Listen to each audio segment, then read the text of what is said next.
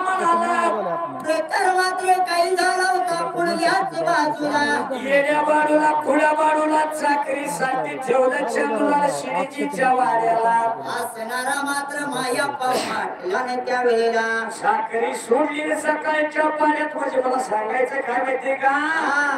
बाळू मामाने मेंढ्या का राखायला सुरुवात केली असायला तेव्हा विचार केला म्हणाला सकाळच्या वेळेला मात्र देवा असणारी चाकरी सोडली असणारा बाळू मामाला मात्र